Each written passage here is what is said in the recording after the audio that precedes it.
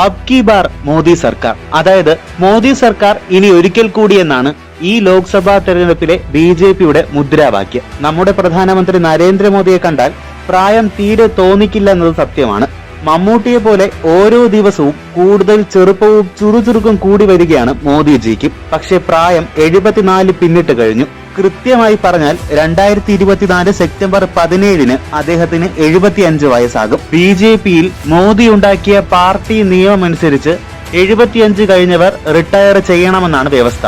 LK Advani, Murali Manohar Joshi, Sumitra Mahajan, Yashwant Sinha അടക്കമുള്ളവർ നിർബന്ധിത റിട്ടയർമെന്റിലേക്ക് പോയവരാണ്. ഇനി പ്രധാനമന്ത്രി നരേന്ദ്രമോദിയുടെ ഊഴം. സെപ്റ്റംബറോടെ മോദി റിട്ടയർ ചെയ്യുമോ?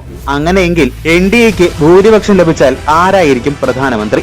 ഇന്ത്യ സഖ്യത്തിന്റെ പ്രധാനമന്ത്രി സ്ഥാനാർത്ഥി ഇല്ലെന്ന് പറഞ്ഞ് പരിഹസിക്കുന്ന BJPക്കാർക്കറിയുമോ ആരായിരിക്കും അവരുടെ പ്രധാനമന്ത്രിയെന്ന്? മോദിക്ക് ശേഷം നിലവിലെ UP മന്ത്രി യോഗി ആദിത്യനാഥിനെ പ്രധാനമന്ത്രിയാക്കുമെന്ന് ഇന്ദ്രപ്രസ്ഥത്തിൽ അഭ്യൂഹം പരന്നിരുന്നു. എന്നാൽ ഇപ്പോൾ കേൾക്കുന്നത് BJP സർക്കാർ അധികാരത്തിൽ വരികയാണെങ്കിൽ യോഗിയെ വെട്ടി അമിത്ഷായെ പ്രധാനമന്ത്രിയാക്കുമെന്നാണ്. കഴിഞ്ഞ ദിവസം ജയിലിൽ നിന്നിറങ്ങിയ അരവിന്ദ് കെജ്രിവാളും കാര്യം പറഞ്ഞിരുന്നു. നിലവിലെ പ്രധാനമന്ത്രി മോദി അമിത്ഷായ്ക്ക് വേണ്ടിയാണ് വോട്ട് ചോദിക്കുന്നത്. അമിത്ഷാ മോദിയുടെ ഗ്യാരണ്ടി പൂർത്തിയാക്കുമോ എന്നാണ് കെജ്രിവാൾ ജനക്കൂട്ടത്തോട് ചോദിച്ചത്.